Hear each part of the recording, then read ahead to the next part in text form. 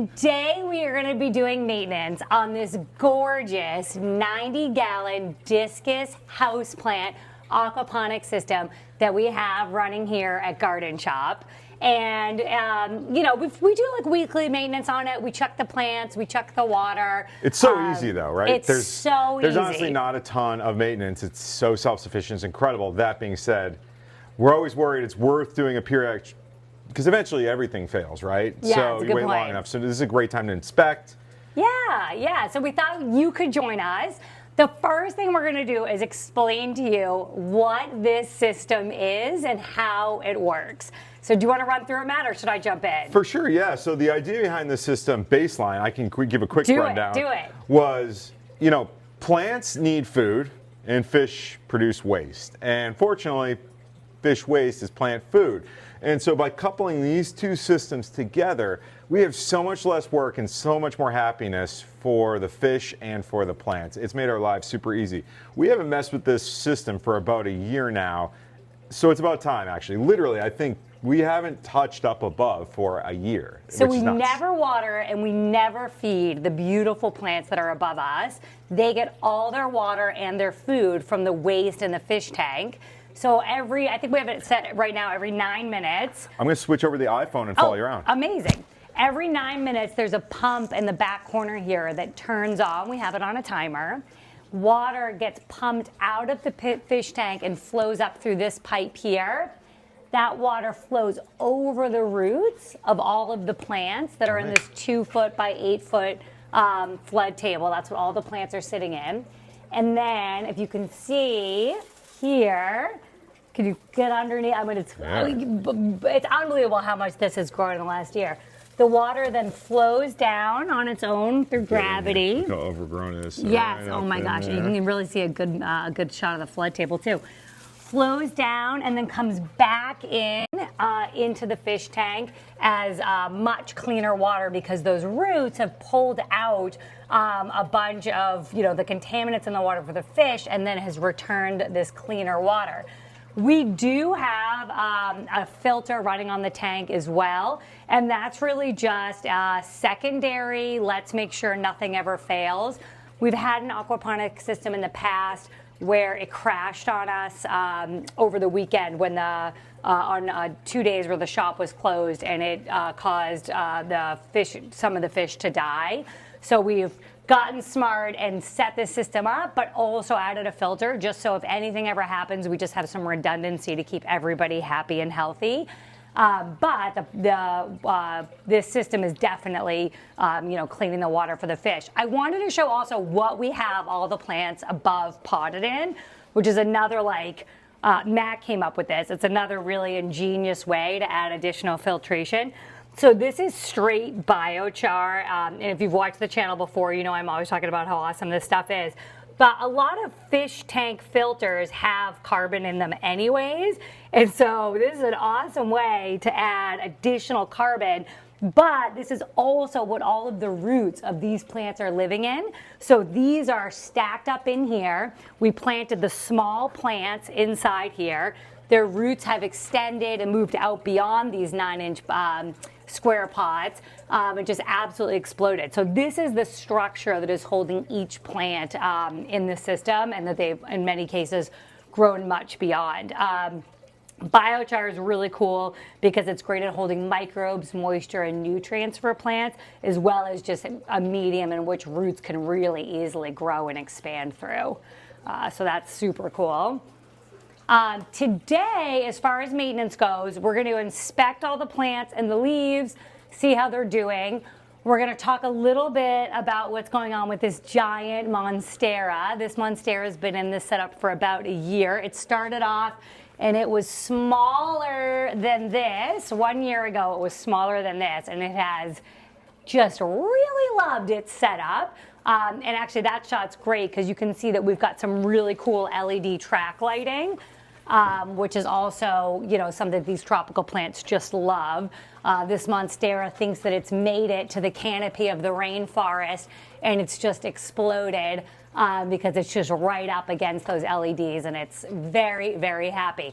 So actually, Matt, while you're up there where you're getting a really good shot of that Monstera, I can point out the first thing, you know, in our inspection that we noticed, and you can see there's some yellowing around. Do you want to move that basket quickly so I can step there? Oh, yeah, absolutely. There's some yellowing around the edges of the Monstera leaves, which is indicative of nitrogen deficiency, which means that the fish in this tank that are no longer producing enough waste to feed this huge plant as well as all of its companions. And so we wanted to bring... It's kind of like, funny enough, that is an indicator that that water is so clean for these fish. Yeah, exactly. And you know, discus fish are native to the Amazon. And so oftentimes people say that they're a very difficult fish to keep. Many people don't keep them in planted tanks and do, you know, weekly at least, but often even more than that, multiple times a week water changes. We don't change their water. We just, we sometimes will do like a 30% take water out. So I guess we take want it. Right, because we need it to feed the other plants, and then we'll top off. It almost seems to cause more problems. Like Yes. the tank honestly might, we want the water, but we don't need to change it. Yes, and then we'll top off with RO water. And you can see this is, I ran this, I filled this to the top a week ago, and you can see just how much water these plants have pulled. So we'll be topping off this system. But we found that these discus are super happy in this planted tank. They don't get full tank water changes. And to Matt's point, that's because these plants are doing such a great job cleaning their water, just like all the roots hanging down in an Amazonian river would be doing. And so actually, while we're looking at them, I'm gonna feed them really quick. Do you want to tell them what you got to feed them, Matt? Oh, sure. These are brine shrimp, which I believe they're found in salt lakes, like the Great Salt Lakes have. Take this off. Let me get in there and really get a good shot. And I found it's not always I mean, they love them. Their favorites like worms typically, but I found like it's a really great diet for fish. Brine shrimp seem to be like a really healthy staple for whatever reason. So, unfortunately, I have a ton of reflection. I should have brought some shading.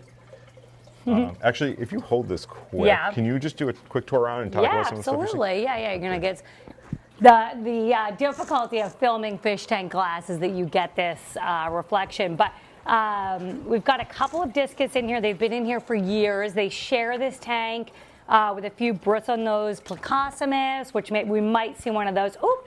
And also, you can kind of see a tail down there with a galaxy plecostomus, which is kind of this really beautiful.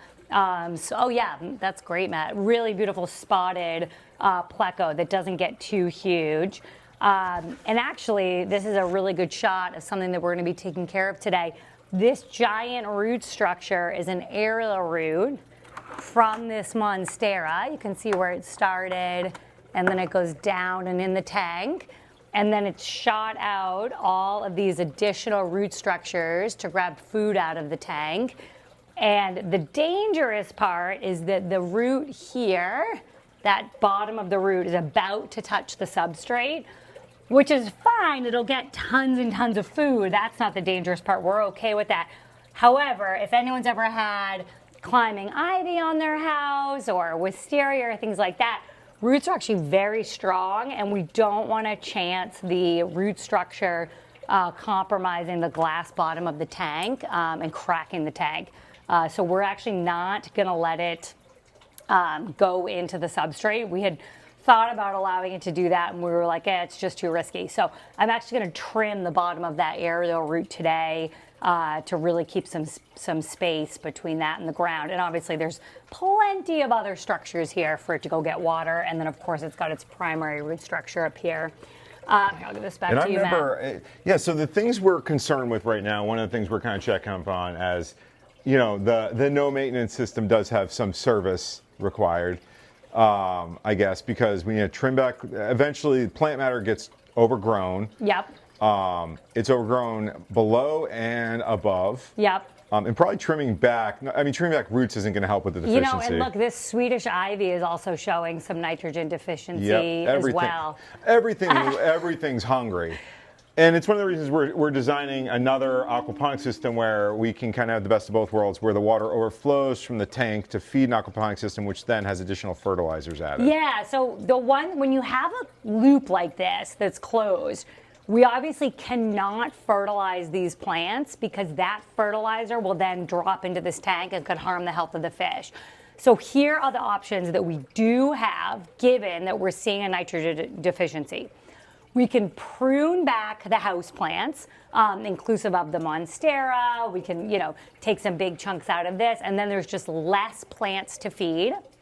And we can also prune back some of the roots, which will help as well. We could add additional fish to the system so that there is more waste for the plants to go and get. What else am I not thinking of? Are those kind of the two ones? Those are the two, I'd say. Yeah, those are the two big ones. Or I guess the third would be that we separate it so that it's not a closed system and that we would be able to fertilize the plants directly. But we love that this system is set up and it just runs so easy. So definitely let us know which one, if you think we should do some major pruning back. I'm like any good gardener. I hate removing plants, but I can tell that the system is starting to need it. So today we'll at least clean up some of these plants. I'm also gonna do a pest inspection. I'll clean up some of these roots and probably take the opportunity to cut back some of the vegetative growth in the tank. Anything else, Matt? No, that's great. All right, let's do it. Let's do it. All right, so first thing I'm gonna do is I'm gonna trim this big air root. Let's just bite the bullet here. What do you think? That's a great idea. All right. So I've removed kind of the glass top here. I've got these awesome scissors. This little cutie pie, this one is Zippy. He was born here, and he's just a beautiful baby. Hi, Zippy. All right, so I think I'm gonna just so what I don't want is this piece down here to touch the substrate. I think it'll grow really fast, so I think I'm gonna go there. Does that sound good? Yeah. Cool.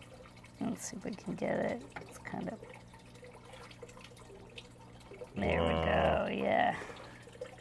And we'll keep an eye on that. I always worry about a break, like infection and whatnot. What's great is even if this whole root got lost, there's a giant root structure above me, so it makes me a little bit less nervous to do stuff like that. And it's actually, this is about where this root was maybe 2 weeks ago, so it's unbelievable how fast this thing is growing. So we'll get rid of that. It's funny, I thought it was going to go faster. Really? I thought it was so close to the bottom it was going to explode. You know what it did fast? It did these branches really fast. It did. It chose to branch up before. I mean, how would it know it's so close? Yeah. To the ground? And actually, this giant structure here is another aerial root. I think I'm going to cut back because I think the fish aren't able to swim by as easy. That's a great idea. I love that. So I think I'm actually going to cut these if you're good with it.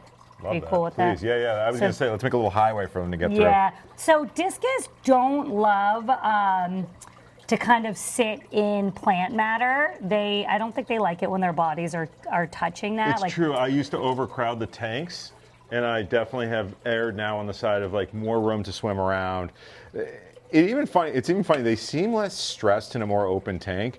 Like giving them a ton of hiding places almost seems to put them in more of like a nervous hiding mental state, which is interesting. Yeah. And I found like sometimes taking away hiding spots, they just come out and swim around, seem a little more relaxed. Their striping goes down, so they'll start when they're getting nervous or when they're not doing great. You'll see they start putting these stripes on, which that's Mama. That's Zippy's mom right there. Zippy. And so she's a little upset. Try getting over here. Yeah. And like I said, these roots are bonus roots for this Monstera, which makes me much less worried to do this. I do wonder whether we should remove foliage. Like, yeah. Especially where there's already deficiencies in the leaf, like there weren't enough roots, funny enough. Right. Yep, I'm gonna take this off too. We certainly could. You mean remove foliage from the Monstera? Yeah, I don't want to. Right. I would rather, because I think we can do a really cool support system, because this Monstera is starting to get, it's going to start to push this tray down, And I think we could do like a cool, pull it up. yeah, like and suspend it from the ceiling and let it go Here, out. let me see. Show them what you were doing. So I think, imagine one there's segue. I'll say a rope for a better word, or strap that goes from the ceiling underneath this, big stem that's constantly growing, and then back up to the ceiling.